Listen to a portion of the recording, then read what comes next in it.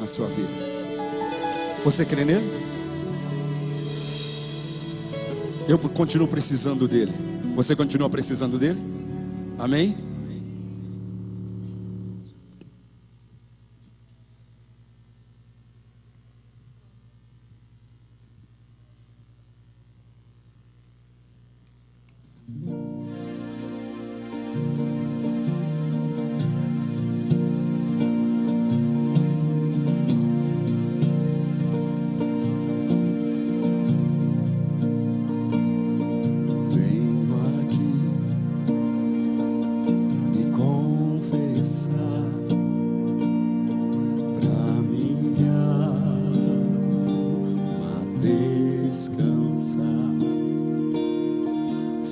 Tuas mãos, perdida estou, guia-me por teu amor.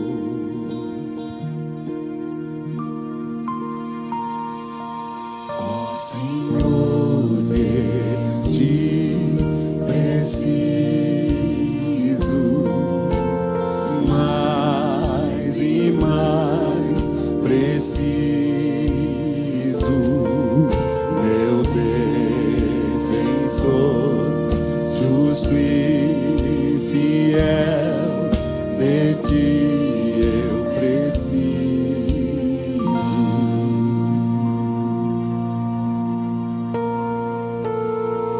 Se estou perdido, encontro a graça, e onde a graça tu estás, se estás aqui, a liberdade, tua vida em mim é santidade.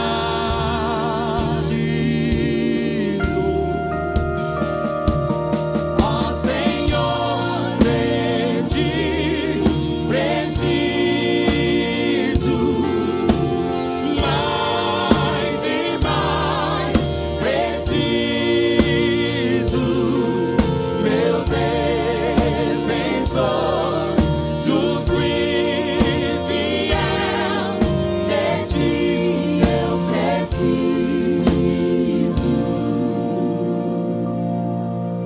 E quando a tentação surgir, que minha vida cante a ti. Se eu não conseguir mais suportar, teu amor me guardará.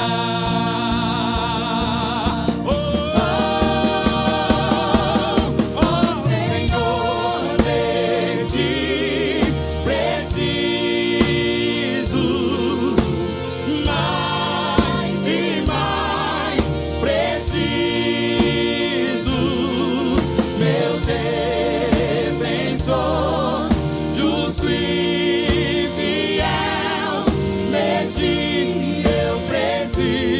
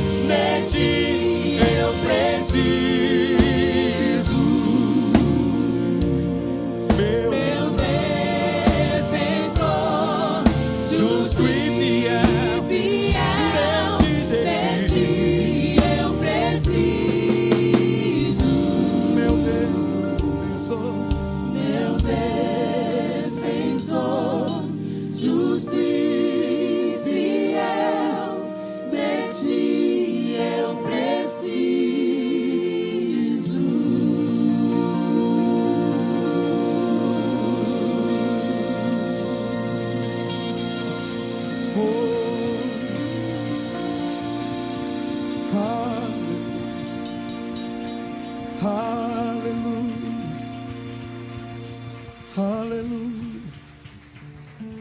Aleluia. Aleluia.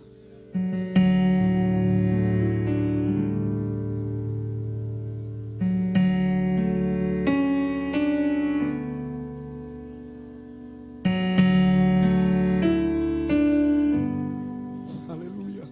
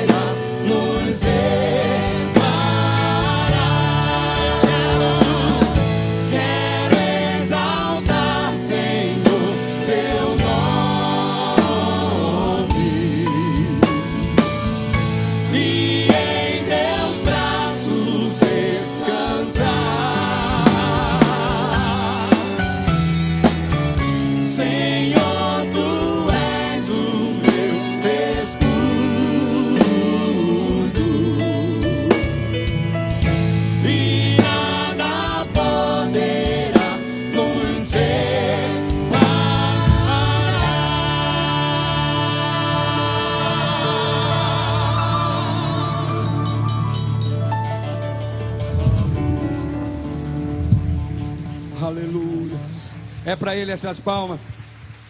Aleluia. A Ele a honra, a Ele a glória, a Ele louvor, a Ele a adoração. Aplauda glorificando o nome dEle. Abre os lábios e diga que Ele é bom. Diga que Ele é merecedor de toda a honra, de toda a glória, de todo o louvor. Aleluia. Aleluia.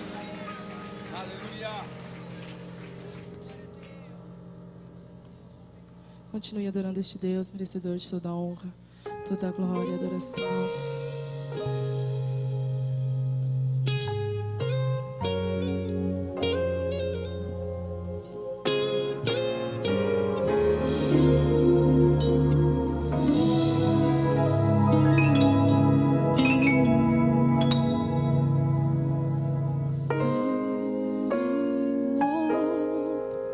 Se encontrar favor em ti,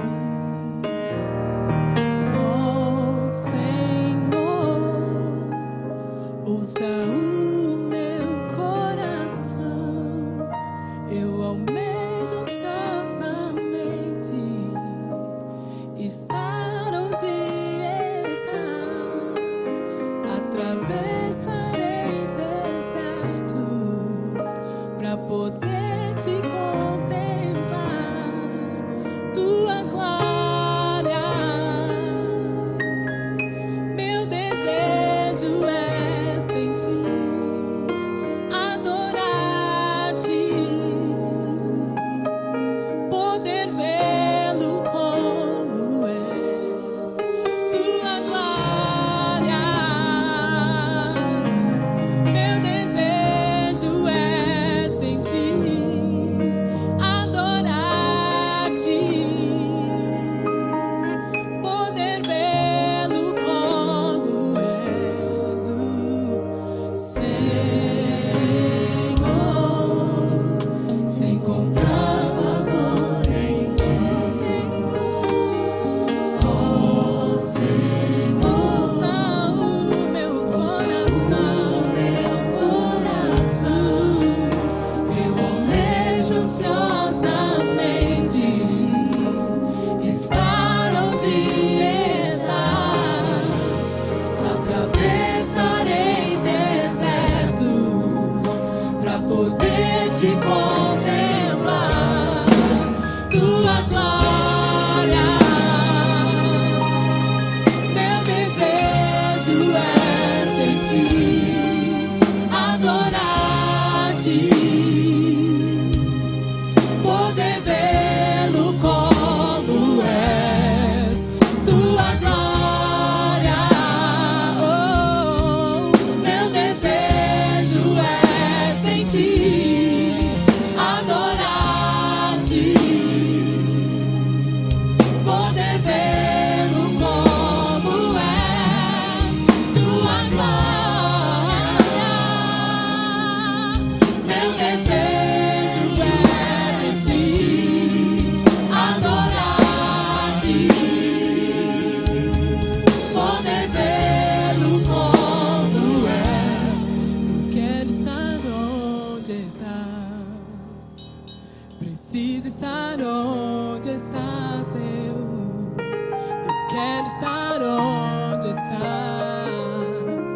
Preciso estar onde estás. Eu quero estar onde estás. Eu quero paz. Preciso estar onde estás. Eu quero estar, Senhor. Eu quero estar onde estás. Da forma que agrada o teu coração. Preciso estar onde estás. Eu quero Estar onde estás. preciso estar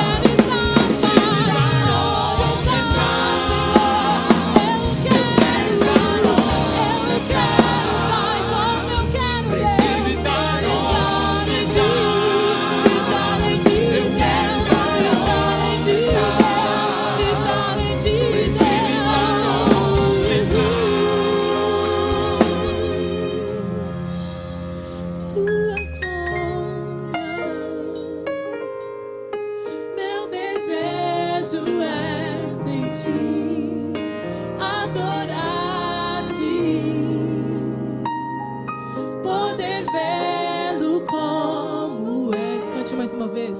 Tua glória. Cante com o seu coração.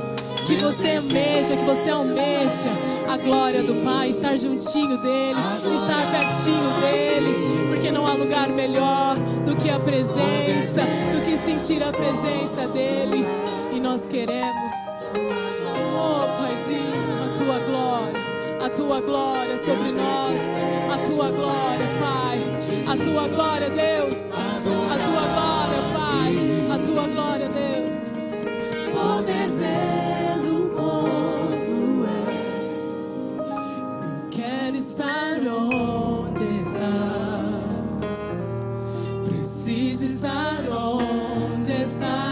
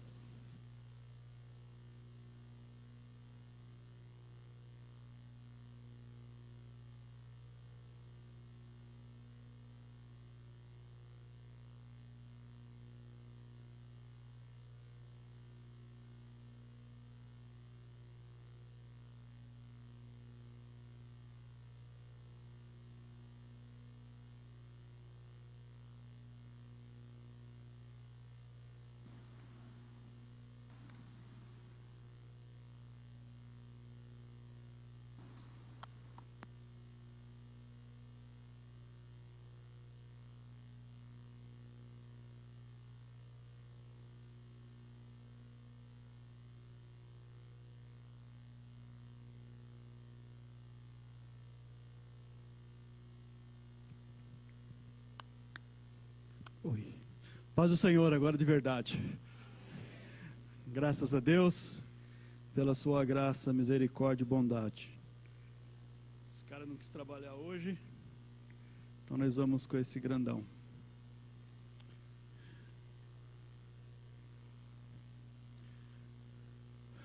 O Salmo 115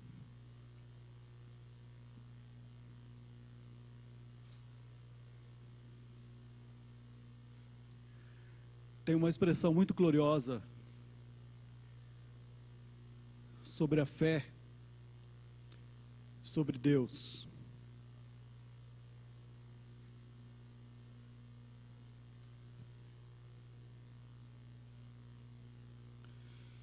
Diz assim: não a nós, Senhor, nenhuma glória para nós, mas sim ao teu nome, por teu amor e por tua fidelidade.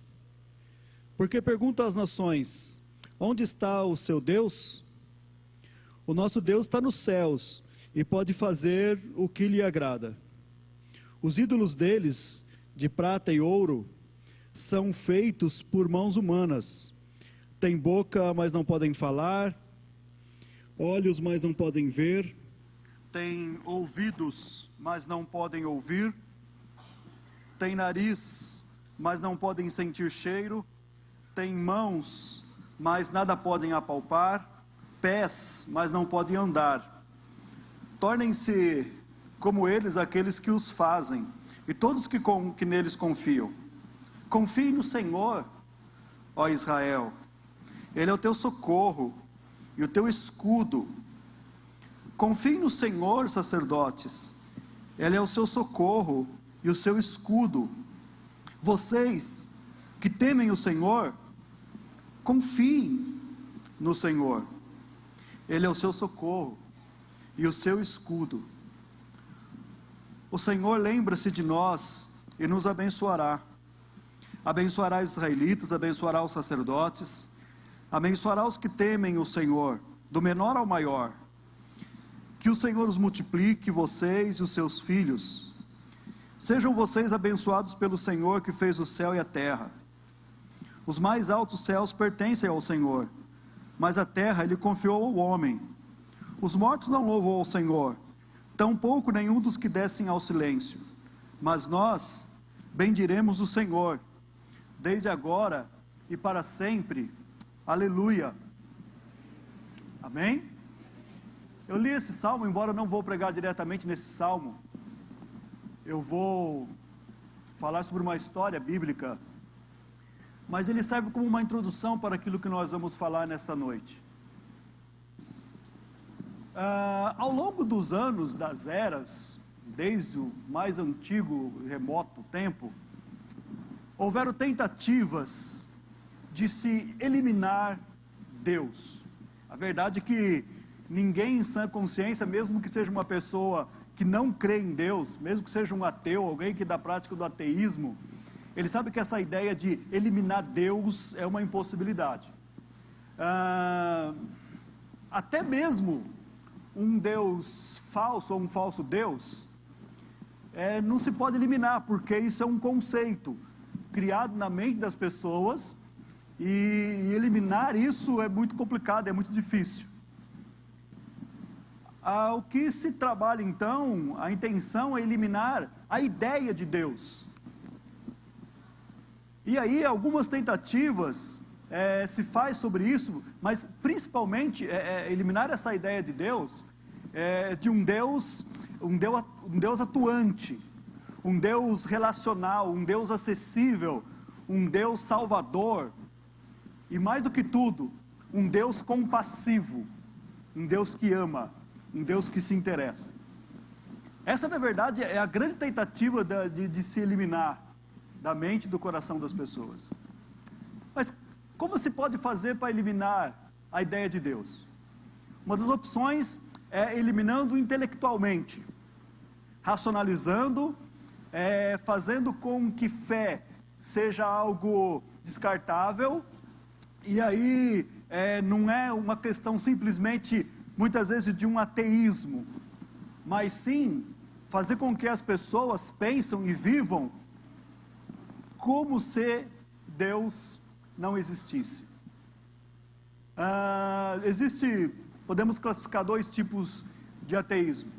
O ateísmo convencional, prático, aquele ateísmo em que nega a existência de Deus. Eu acho que Deus não existe, esse negócio é uma história e tudo mais. Mas existe um outro ateísmo que eu chamo de o ateu religioso. O que é esse ateu religioso? Às vezes ele tem uma Bíblia e até lê a Bíblia. É aquele que às vezes vai na igreja, ele até gosta de algumas coisas sobre isso, e muitas vezes ele se classifica até mesmo como um cristão ateu. Ele usa frases do tipo assim: pelo amor de Deus, Deus me livre, se Deus quiser. Ele fala, meu Deus, só por Deus, e às vezes até um santo Deus, mas na prática vive como se Deus não existisse. E se você disser para ele, Deus te abençoe, ele fala, amém. Existe uma outra tentativa de eliminar Deus, que é eliminando Deus moralmente. Estabelece um padrão de vida que contradiz o padrão moral de santidade e de exigência de Deus. As pessoas vivem sem se importar como Deus deseja que elas vivam.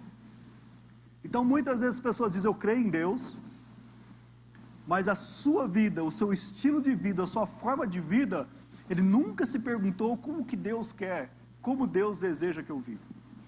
É como a história de uma menina que disse, olha, eu sou cristã, eu creio mesmo em Deus, eu reconheço assim que o meu tipo de vida não está muito de acordo com o que deveria. Eu moro com meu namorado, mas eu tenho orado para que ele venha conhecer Jesus, para que assim nós possamos nos casar, porque se ele não for um cristão, eu não posso casar. Olha que confusão de mente. E assim as pessoas vão vivendo as suas vidas, eliminando moralmente a ideia de Deus.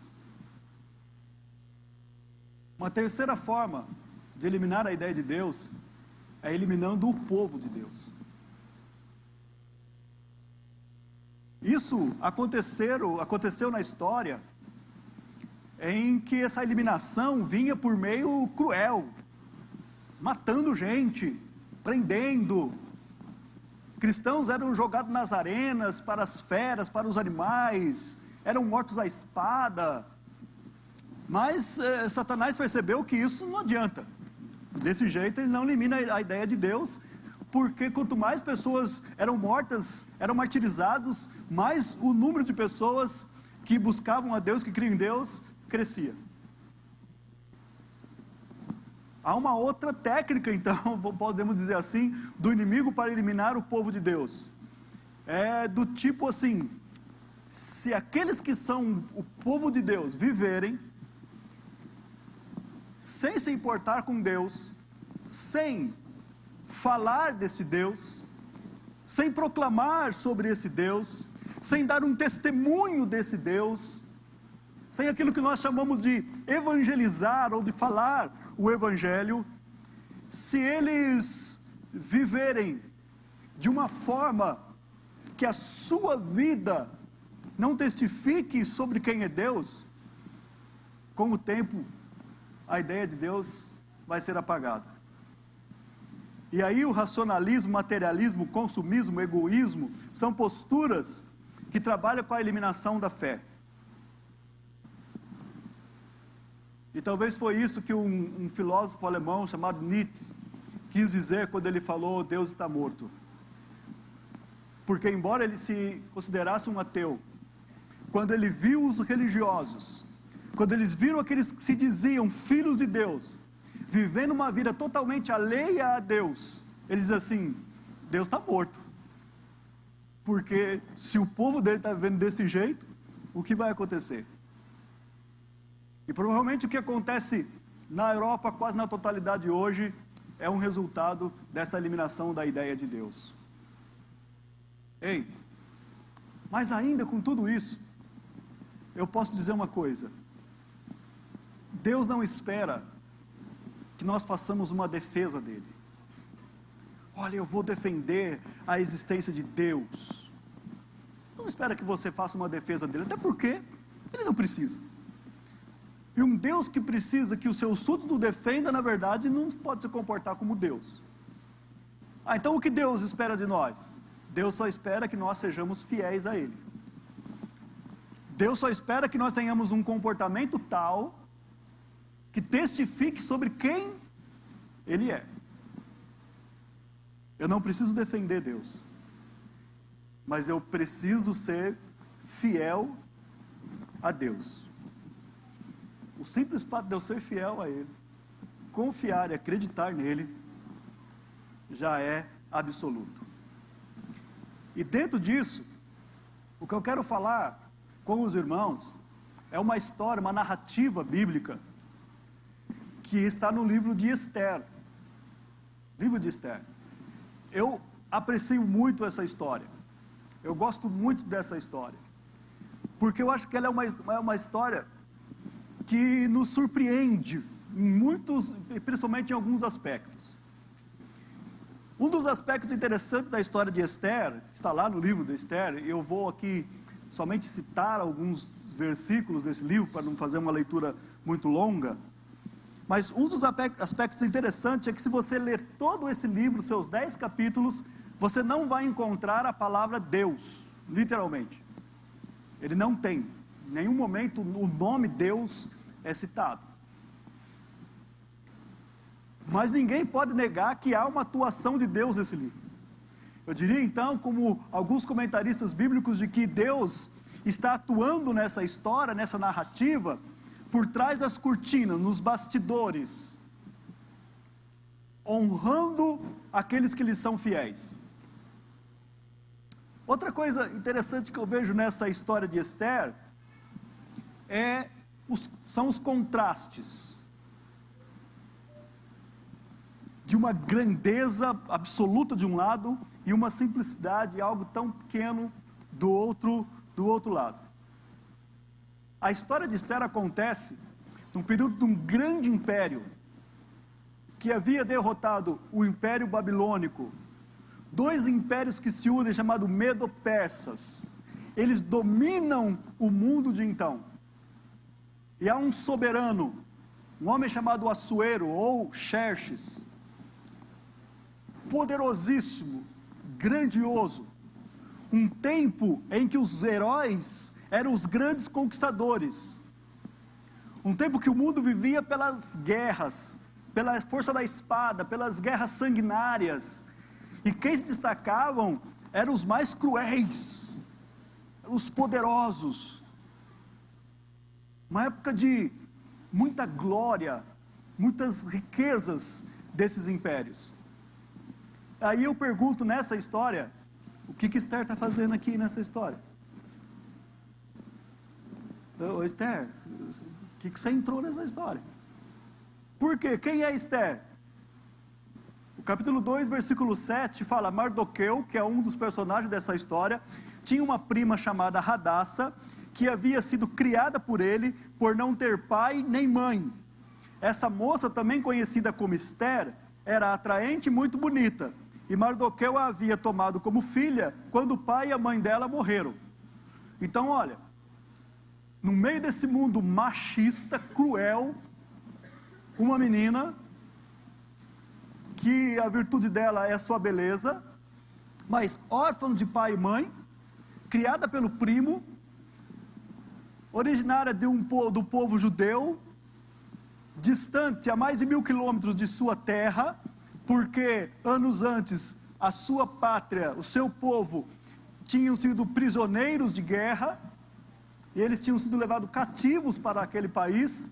Portanto, ela estava numa cultura diferente, um povo diferente, língua diferente, religião diferente. E essa menina vai entrar nessa história. O texto que destaca aqui, queridos, que começa no capítulo 1 dessa história, é que esse rei Assuero, ele dominava desde a Índia até a Etiópia.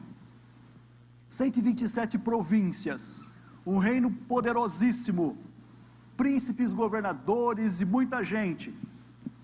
E ele fez uma reunião e trouxe todos esses governadores. E a intenção dele era mostrar para eles o seu país, mostrar as suas glórias. E no capítulo 1, o versículo 7 diz que por 180 dias, ele mostrou a enorme riqueza do seu reino e o esplendor e a glória da sua majestade. O cara demorou 180 dias. 3, 6, 9, 12, 15, 18. 6 meses para mostrar para as pessoas as riquezas do seu reino e as glórias da sua majestade. O cara era poderoso ou não? Você já mostrou sua casa para alguém? Demora o quê? 3 minutos? Ah, vem ver, aqui é meu quarto, aqui é o banheiro, a sala. E acabou. Ei. E aí, em contraste com esse homem poderoso, Deus começa a trabalhar a história de uma menina, órfã de pai e mãe, simples. O que aconteceu? Se você não conhece a história, eu vou falar rapidamente essa história. Nessa reunião que ele fez com seus grandes, quando acabaram os 180 dias, ele fez uma festa, o rei. 7 dias, aqueles caras comendo e bebendo. No 7º dia, ele mandou chamar a rainha, uma mulher chamada Vasti, que segundo a descrição bíblica também, era uma mulher muito linda, muito bonita. Mas eu acredito que a Vasti pensou assim: meu, eu vou nessa reunião, esses caras tudo bêbado. E a intenção porque ele mandou chamar, foi para mostrar para eles também a beleza da sua mulher, ou da rainha. Ele queria exibi-la assim como ele exibiu toda a sua glória e todas as suas riquezas. Então é um tempo, nesses contrastes, em que a mulher era tida simplesmente como um objeto. Muitas vezes ela era usada como uma moeda de troca. Totalmente desvalorizada. E Deus vai confundir tudo, trabalhando com quem? Com uma mulher. Para mostrar que com ele não tem esse negócio. Ei, a rainha então não quis ir para lá, e aí o rei ficou bravo. Ele não era acostumado a ser desobedecido, e aí ele conversa com os seus conselheiros, como é que podia fazer, e os conselheiros têm uma preocupação. Eles disseram para o rei assim, ó rei, esse negócio que a rainha fez aí, as nossas esposas vão ficar sabendo que elas estão reunidas na outra sala lá. E aí elas não vão obedecer mais a gente também. Eles eram aqueles caras que mandam só pela força, pelo poder. E aí vai ficar ruim para nós. Véio. Temos que fazer alguma coisa. Ah, gente, o que eu faço então? Ó, então faz o seguinte. Deponha ela do posto de rainha. Não permita mais que ela entre à sua presença. E faz um concurso de beleza e escolhe outra. Ah, tá bom. Aí o rei achou legal fazer isso. E mandou o edito lá que ia ter concurso Miss Média Persa. E as meninas começaram a se inscrever para participar desse concurso de beleza. E é isso que está acontecendo. O primo da Esther ficou sabendo. E ele falou assim, eu vou escrever a minha priminha. Ela é bonita. Eu acho que ela tem chance. E ele foi lá e escreveu. Ela passou na primeira seleção. O cara responsável por preparar as modelos gostou muito dela. E falou assim, ó, eu acho que você tem chance. Sabe aquela peneira? Você passa na... Isso acontece com meninos que querem jogar futebol, né? Que ele passa na peneira. Aí ele já acha que ele é o craque. Acontece em muitos lugares isso. E a Esther passou na peneira. E aí havia uma regra toda, por 12 meses, por 1 ano, ela receberia um tratamento especial de beleza no palácio. Ela viria toda uma preparação, etiqueta, para então ela se apresentar para o rei, para ver quem que o rei escolheria. E ela passou por todo esse processo e tal, e ela foi escolhida, para resumir a história aqui. E aí foi muito bonito, fizeram uma festa, a coroação da rainha Esther, mas ela tinha um problema lá dentro. A Vasti tinha sido deposta do cargo de rainha, mas ela continuou morando no palácio.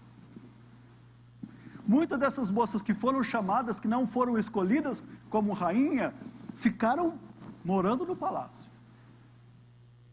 Então imagino que essa menina, todo dia, a pressão que ela não recebia, em todo momento. E um dia, o primo dela, o Mardoqueu, estava sentado nas escadarias do palácio e ouviu 2 guardas tramando, conspirando para matar o rei.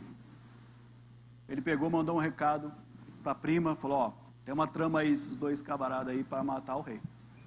Ela foi lá, delatou, fez a delação, e aí o Ministério Público investigou, constatou que era verdade, eles foram presos, foram julgados no STF e até a última instância e foram condenados. A diferença é que não puseram tornozeleira, nada disso. Cortaram a cabeça deles, era um pouquinho diferente o jeito que eles lidavam com os negócios prisioneiros. Mataram os caras e pronto, acabou o problema, não tem mais apelação, não tem mais nada disso, está resolvido o problema. E o tempo passou. E a história dessa menina começa a desenrolar nesse palácio. Mas vem um tempo difícil. Por quê, queridos? O que Deus está tramando com essa história?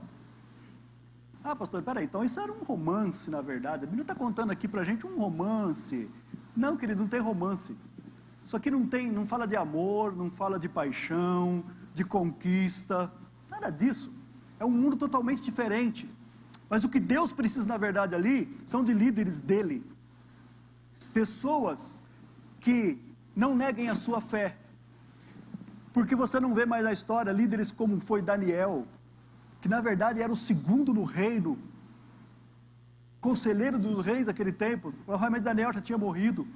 Não tinha mais Neemias, não tinha mais Esdras, que tinham voltado para a terra de Israel. E tudo parecia que estava desconfigurado, e Deus precisava agora de lideranças novas, Deus precisava de pessoas. E eu vejo Deus olhando, ele tinha um Mardoqueu que ele podia pôr lá, mas a maneira como ele vai trabalhar é com a menina, sei lá, 17, 18 anos. Aí eu falo assim, Deus, espera aí, como assim? O Senhor vai trabalhar com essa menina que o Senhor vai usar aí nesse mundo? O Senhor vai colocar essa menina nesse ambiente de um rei, vai fazer ela casar com um rei ímpio, profano, cruel. Deus só vai colocar ela nesse ambiente devasso. O cara tinha um monte de concubinas. Por que você vai fazer isso com a sua filha? Mas Deus tinha um propósito, Deus tinha um trabalho a executar ali, e Ele começa a escolher pessoas, e trabalhar no coração dessas pessoas, para esse trabalho que Ele tem a fazer. E como já não tinha mais essas lideranças, a ideia de Deus tentando ser eliminada, quem que surge? Um cara chamado Amã. E ele gostava das glórias, ele gostava de ser elogiado pelas pessoas, de ser bajulado. E ele era grande no reino, e quando ele entrava, as pessoas se curvavam diante dele. Mas o primo da Esther, o Mardoqueu, não gostava dele, e não se curvava diante dele. E ele começou a ficar com muita raiva, E ele falou assim, eu quero eliminar esse cara. Mas eliminar só ele não vale. Eu quero eliminar a família dele, eu quero eliminar o povo dele. Só que ele não sabia que a Esther era parente dele. E ele começa a fazer toda uma trama. E a trama que ele consegue convencer o rei a eliminar o restante dos judeus que tinham ficado no seu reino. E ele faz uma lei. A lei é proclamada, vai para o diário oficial, colocaram lá no site da Média da Persa, todo o pessoal podia acessar essa lei, todos ficaram sabendo, e estabeleceu o dia em que todos aqueles que fossem da origem do povo judeu deveriam ser mortos. E queridos, o problema está instalado. Há um inimigo que se levanta. E na verdade isso sempre acontece. Porque todos aqueles que têm no seu coração um amor por Deus, um desejo por Deus, vai haver um inimigo. Amã representa aqui Satanás como nosso inimigo.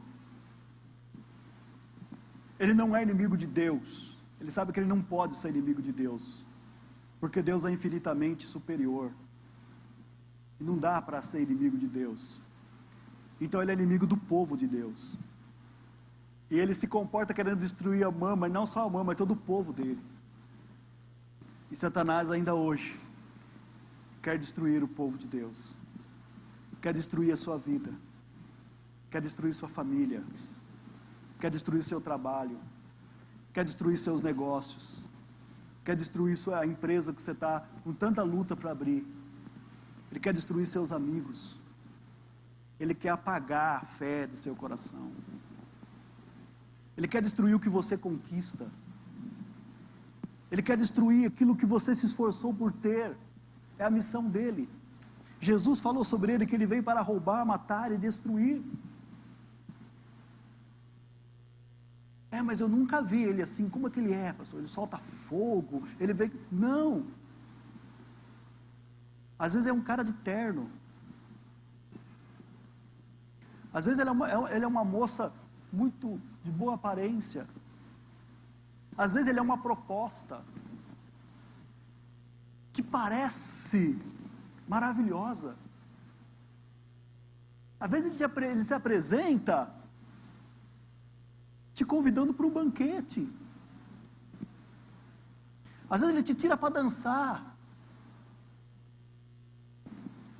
Mas a intenção é te destruir. Mas principalmente, destruir a ideia de Deus na sua vida. Porque talvez Satanás não quer te matar fisicamente. Porque se ele te matar fisicamente, é um santo que morreu e vai para o céu. Mas se ele matar Deus dentro de você, ele tem um instrumento para ele, aqui na terra. Ei, e como ele age? Influenciando os poderosos para o mal, promove inimizade, causa confusão. É assim que ele age. É assim que ele age para destruir a família. É assim que ele age para destruir negócios. É assim que ele age para destruir uma nação. Ei, vocês acham que o mar de corrupção que a nossa nação está mergulhada tem origem em quem? Satanás é o pai da corrupção. Ele instiga os homens. Isso não isenta os homens das suas culpas, mas ele é o grande instigador. Quem que faz com que leis imorais sejam estabelecidas? Quem é que tem agido, trazendo tanto mal a crianças, a adolescentes? É o inimigo. E às vezes nós não estamos alertas sobre isso. E precisamos estar alertas sobre isso. Tá, e o que Deus vai fazer? Como Deus vai agir? Ele podia mandar logo uns anjos poderosos, com espada de fogo. Não, queridos. A história de Esther mostra o contrário. Ele vai usar pessoas. Aparentemente Deus não quer nem aparecer nessa história, mas Ele está por trás, trabalhando os resultados da história. E Ele quer usar gente. Gente simples como eu e você. Gente às vezes desconhecidas, que está andando na vida, passando pela história, achando que a sua história nada é. Se você olhasse Esther, essa menina sem pai e sem mãe, numa terra estrangeira, quem ela é? Mas Deus está olhando para ela e vendo que Ele poderia usá-la como um potencial, como uma liderança num outro país, num outro povo, para fazer o seu nome conhecido. Ei, e é assim que Deus trabalha. Sabe, irmãos, eu tinha algumas coisas para falar sobre isso, mas eu acho que eu vou falar só sobre isso aqui hoje. Como nós ignoramos o fato de que Deus deseja trabalhar através de nós. Como nós muitas vezes não nos importamos com isso. Como somos conformados com participar de uma liturgia, uma vez por semana, achando que, ok, está ótimo, Deus já me viu. Pessoas muitas vezes veem o momento de culto como dar um alô para Deus. Deus, estou aqui. Se tem alguma coisa de ruim para acontecer no mundo, Deus, não esqueça que eu vim. E a hora que eles mandaram cantar, eu cantei.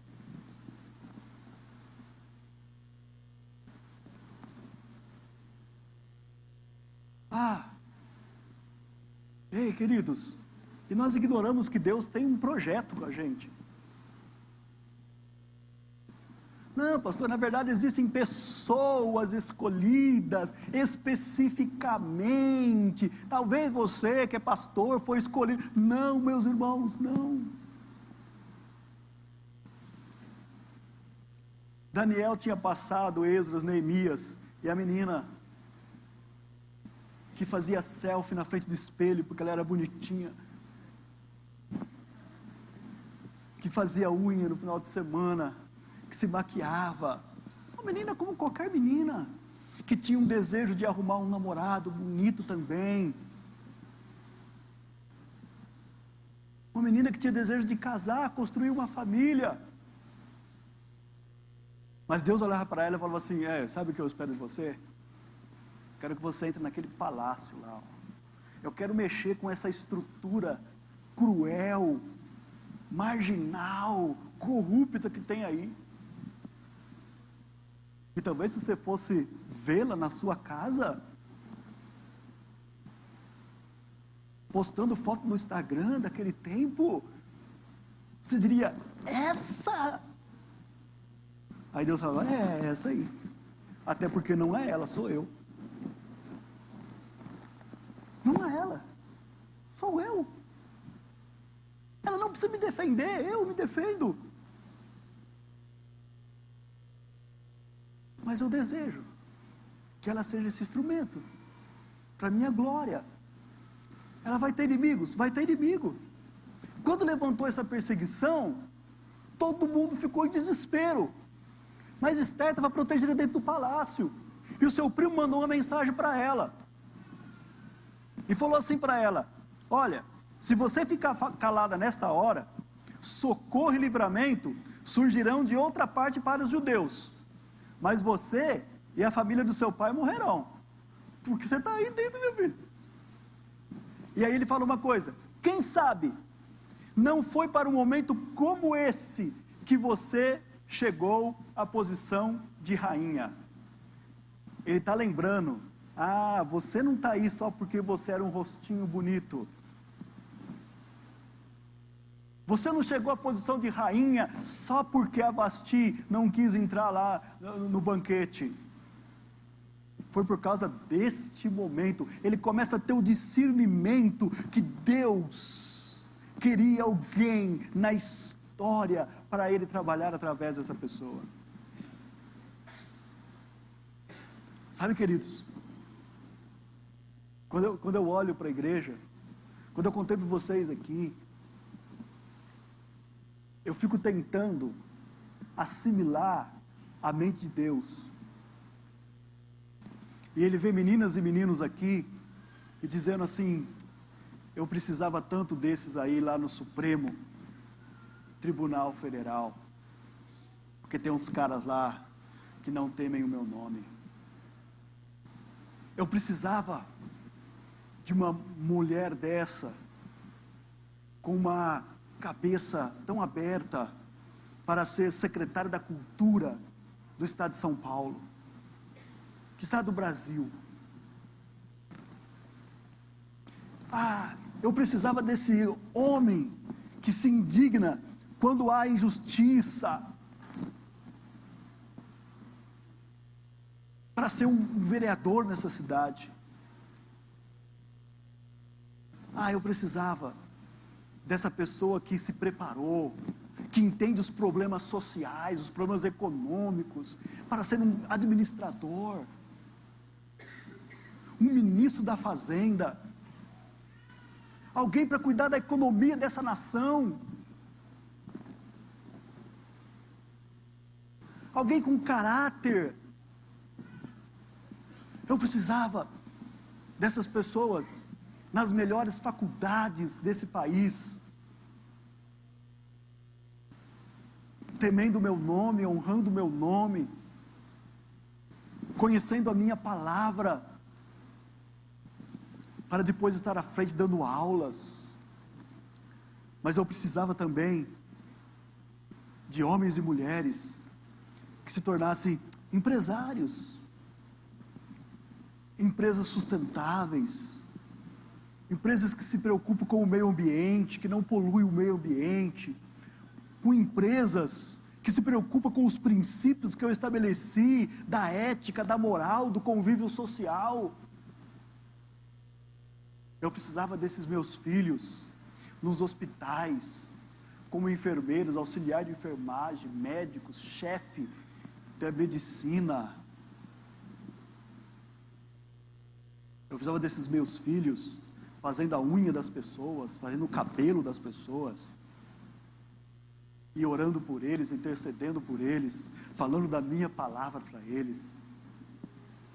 Você viu gente que conversa mais com a pessoa que está na cadeira do que cabeleireiro, do que manicure? Você está preso lá, meu filho. Ele põe um negócio na sua cabeça e começa a deixar aquele negócio horroroso, para depois ficar bonito. Você não tem como ir embora. Ó, que chance, irmão. Que chance de você mostrar o amor de Deus ali naquela hora. Então, eu vou embora daqui, não quero ouvir mais esse cara falar. Ele olha para o cabelo dela assim, ela olha assim, se eu for embora desse jeito daqui, tem que esticar primeiro. Nos mais diferentes lugares, Deus está requerendo você. Deus está clamando por pessoas assim. Deus está olhando, está dizendo que eu tenho um povo que pode mudar a história dessa nação, dessa cidade, que pode mudar a história deste mundo. Mas onde eles estão? O que eles estão fazendo? São cristãos ateus. Indico para você a leitura de um livro chamado Cristão Ateu. Fala exatamente sobre isso. Porque você já leu na Bíblia, já ouviu pregação, e se eu disser assim, que Deus ouve a oração do seu povo, você diz amém, mas na hora que a coisa complica, você não ora.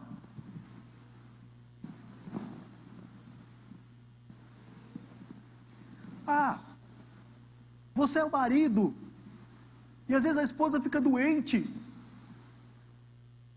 e você não tem coragem de botar a mão na cabeça dela e falar: meu bem, eu vou orar por você, e Jesus vai te curar. Você, e é bom você sentar, porque a oração vai ser forte. Hoje o negócio aqui, mas não, você pega o telefone, para que irmão que eu posso ligar, para orar pela minha esposa?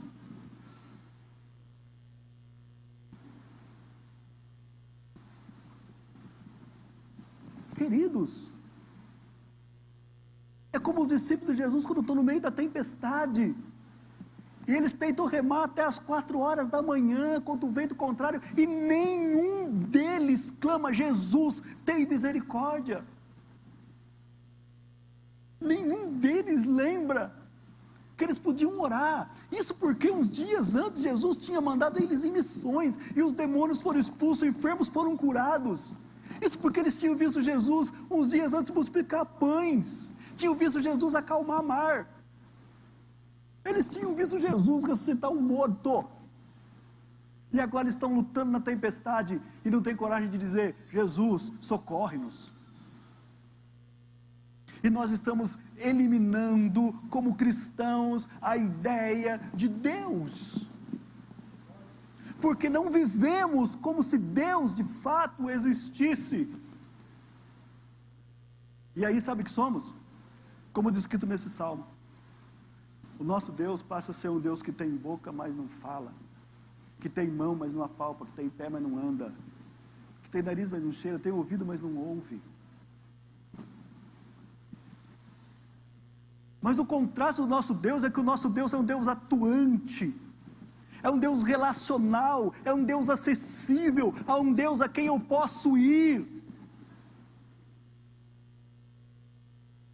Essa é a grande diferença, queridos.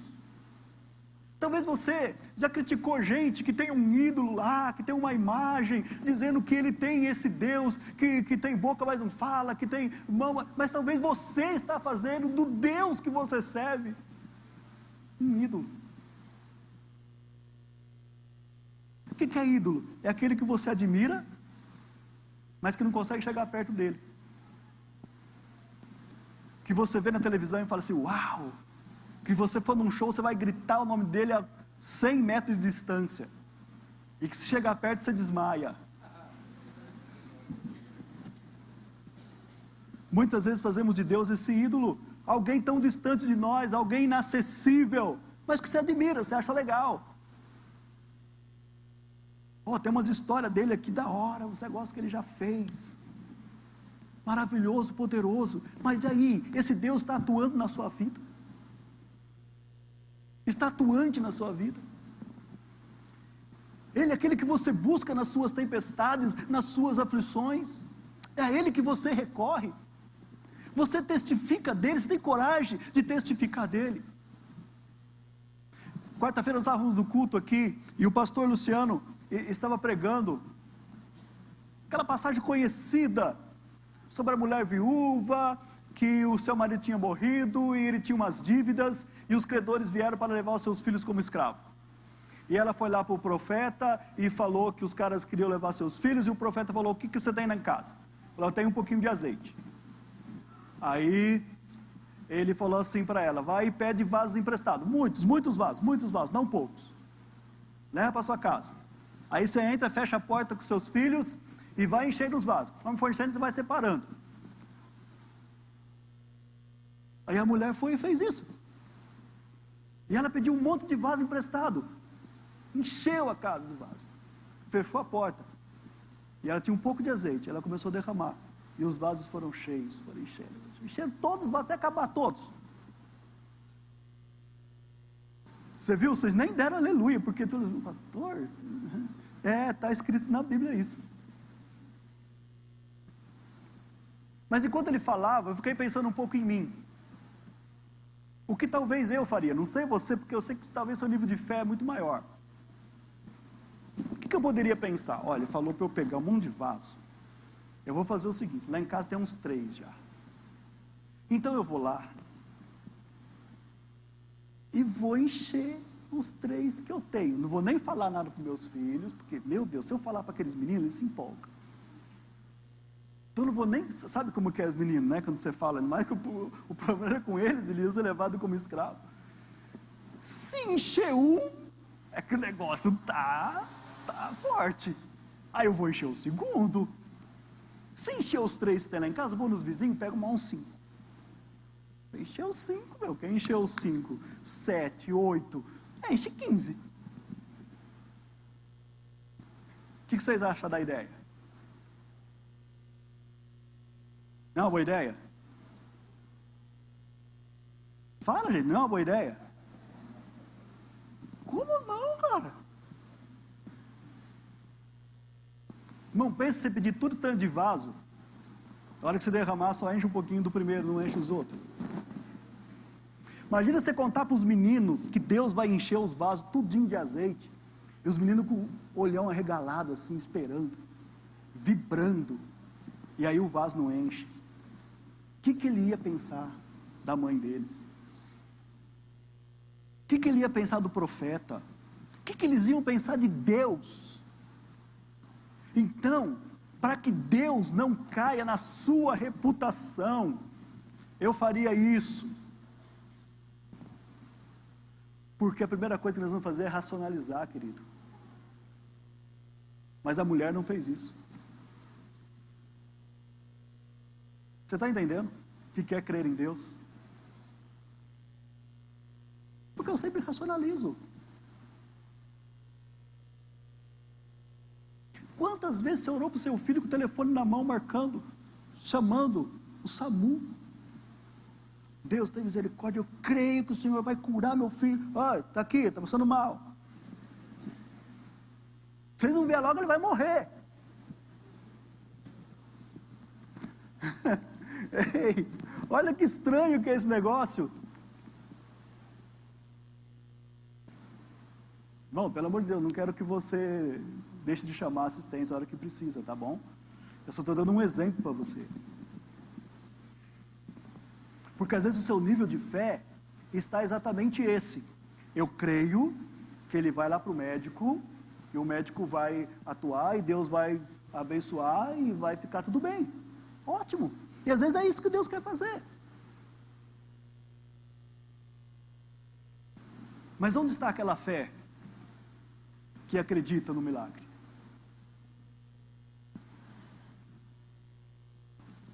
Onde está aquela fé que acredita que Deus faz o impossível?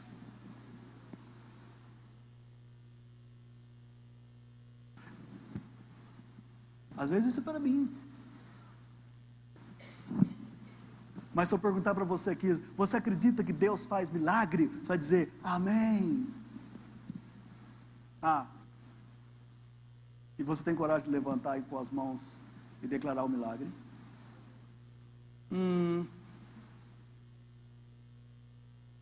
E assim, a ideia de Deus começa a morrer em nossas vidas.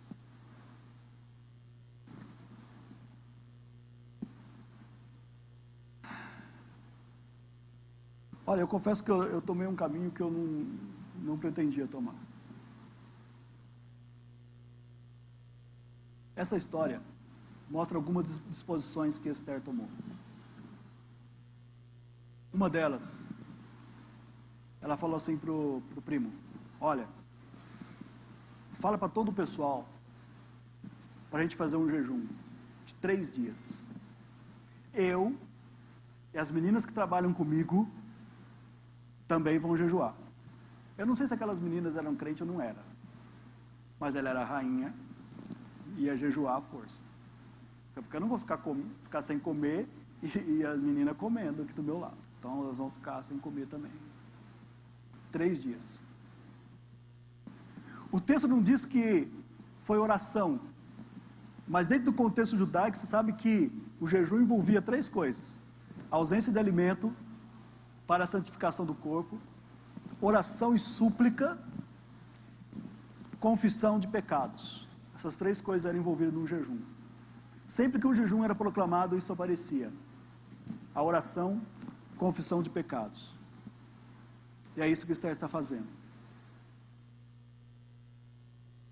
Queridos, sabe por que muitas vezes não acontece? Porque não tem isso. Não tem oração, não tem jejum, não tem confissão de pecados.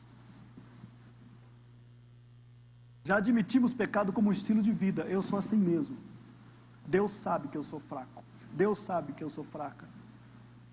Deus sabe que eu não consigo vencer isso na minha vida. Então não vou lutar mais contra isso.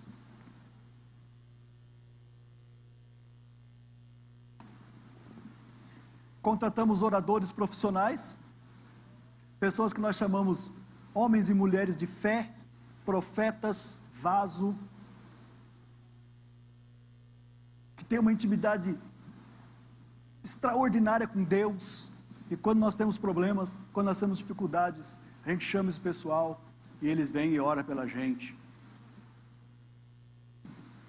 Mas nós mesmos não queremos buscar, não queremos clamar.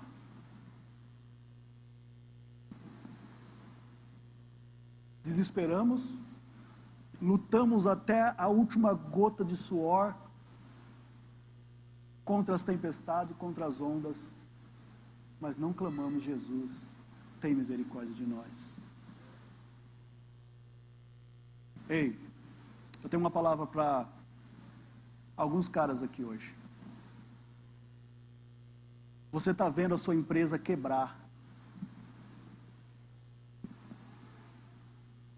Você está vendo tudo que você lutou para construir, indo pelo ralo.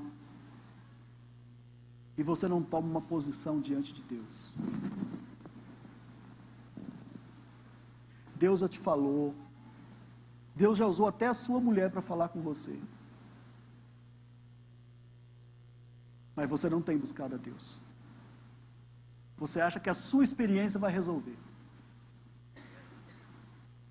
Você acha que as suas influências vão resolver. Mas já chegou o tempo que Deus está dizendo para você: acorda, meu filho, eu te quero na minha presença.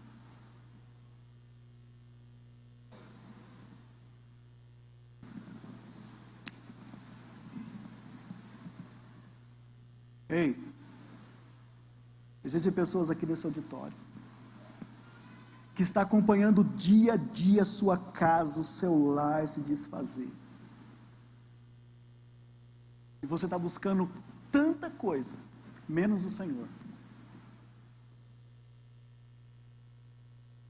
Sabe, irmãos, quando eu era bem jovem, eu via muita história de mulheres que quando começava a ter problema dentro da casa, elas chamavam de fazer um propósito de oração. Muitas dessas mulheres não sabiam ler e escrever, eram muito simples,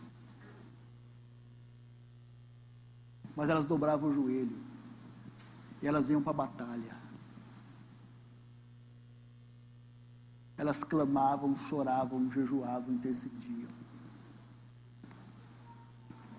e eu via elas testificando dos milagres de Deus, e do que Deus fazia. Onde estão vocês?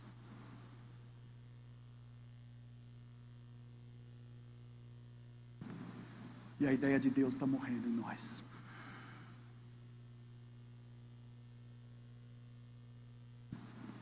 Daqui a pouco, nós não poderemos dizer para os nossos filhos mais: o Deus do teu pai é um Deus de milagre. O Deus da tua mãe, filho, é um Deus de provisão.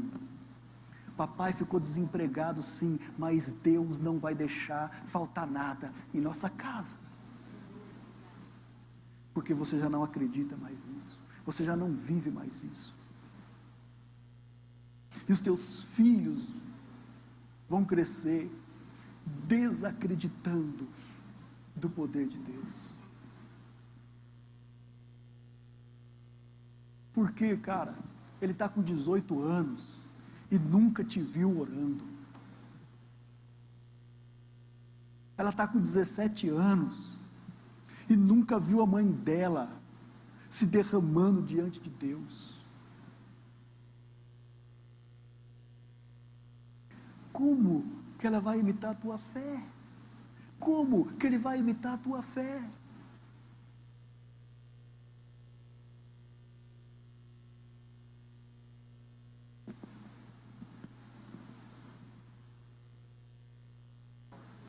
Às vezes, é mais fácil você ir no Facebook e colocar lá, me sentindo deprimida, me sentindo magoada, e todo mundo, querida, é assim mesmo, não quero.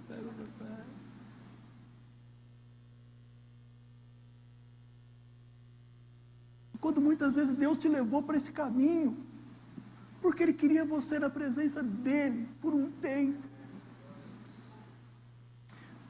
Porque Ele está com saudade de você, porque Ele sabe o que Ele pode fazer com a sua vida, porque Ele sabe o que Ele poderia fazer de você, o instrumento poderoso que você poderia ser nas mãos dEle.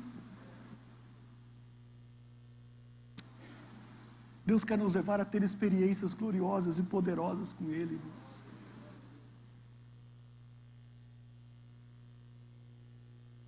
Deixa eu só te mostrar um versículo final desse texto. Eu vou pular tudo que eu tinha programado aqui. Mas o capítulo 8, o versículo 17 diz assim: porque Deus deu o livramento, o Amã foi que morreu, Esther foi exaltada, o primo dela foi exaltado. Mas o capítulo 8, versículo 17 diz assim, põe para mim aqui, por favor, meninos. Queria que deixasse esse versículo. Capítulo 8, versículo 17.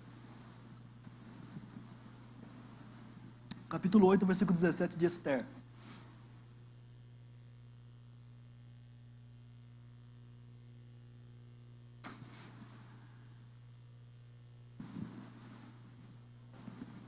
O decreto inicial era destruição e morte. Mudou. E aí diz assim: também em toda a província e em toda a cidade onde chegava a ordem do rei ao seu decreto, havia entre os judeus alegria e gozo, banquetes e festas. E muitos dentre os povos da terra se fizeram judeus por medo ou temor, porque o temor dos judeus tinham caído sobre eles. Em outras palavras, eles aderiram à fé dos judeus. É isso que esse texto está dizendo. Em outras palavras, diz assim, eles agora começam a temer o Deus dos judeus. Na linguagem nossa hoje, diz assim, muitos povos da terra se converteram ao Deus da igreja, porque o temor havia se apoderado deles. Queridos, Deus fez tudo isso, não porque Ele queria fazer um romance para a Record fazer novela, não porque Ele queria escrever uma historinha de amor bonitinha na sua palavra. O objetivo de Deus era fazer isso, que muitos povos da terra se convertessem a Ele, conhecessem a Ele, chegassem até Ele. É isso, amados.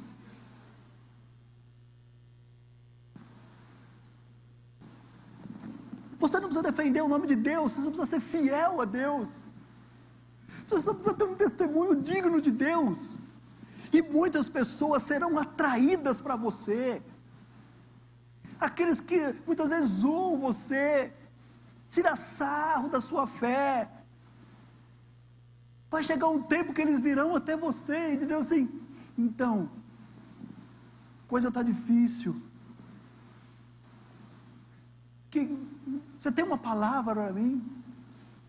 Você podia fazer uma oração por mim? Você poderia me ajudar? Ei, é isso que Deus deseja, amados.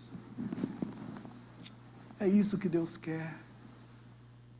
Esther esperou o momento de Deus agir, e Deus agiu no momento certo, na estratégia certa. Chegou um tempo que ela chega diante do rei para fazer o seu pedido. O rei está tão empolgado que ele diz para ela assim, Esther, pede o que você quiser, se você quiser metade do reino eu te dou.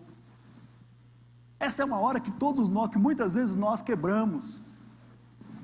Metade do reino? Como é que é? O maior império do mundo, metade para mim? Que meu povo que se vire lá, eu quero a metade do reino. Porque, queridos, estamos buscando metade do reino. Estamos buscando só para a gente. Tudo para nós. Eu vou encerrar com uma palavra que Deus falou comigo hoje de manhã.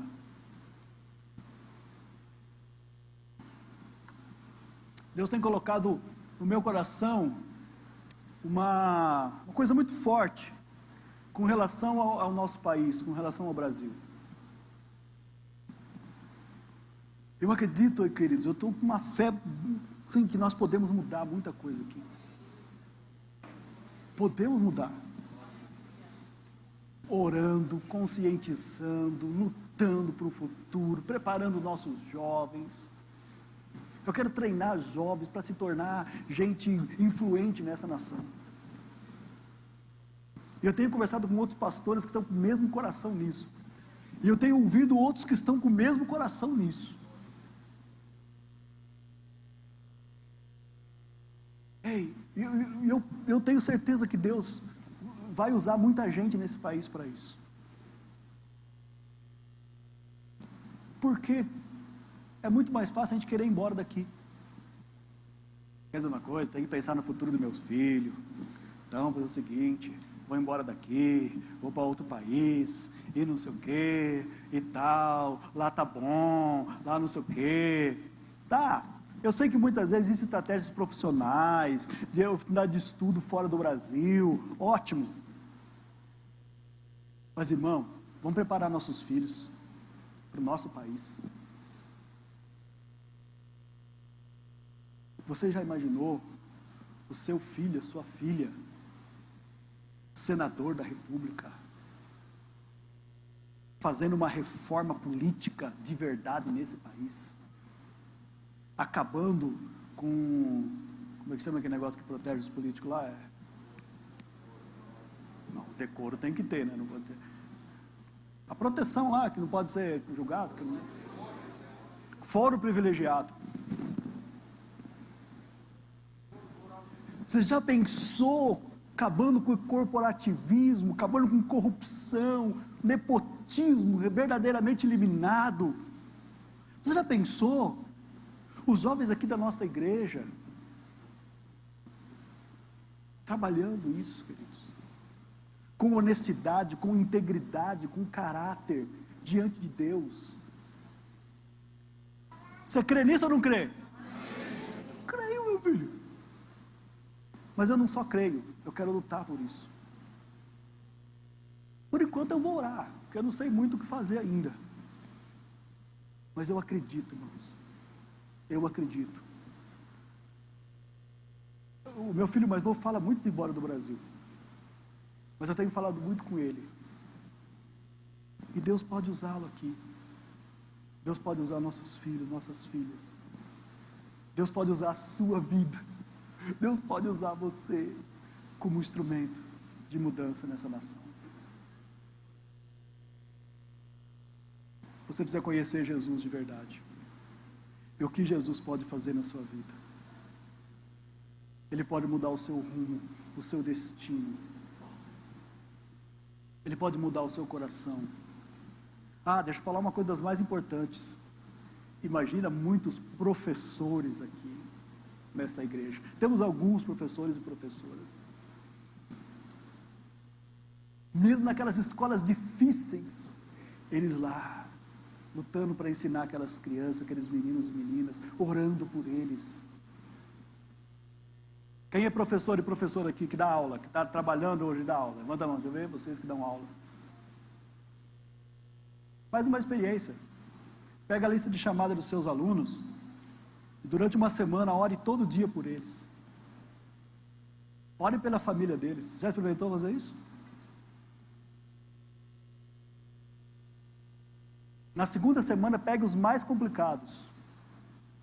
Aqueles que você fala assim, esse aí, o destino dele é cadeia ou cemitério. E comece a orar por ele. Você vai ver. Você vai ver. Eu vou encerrar com uma oração.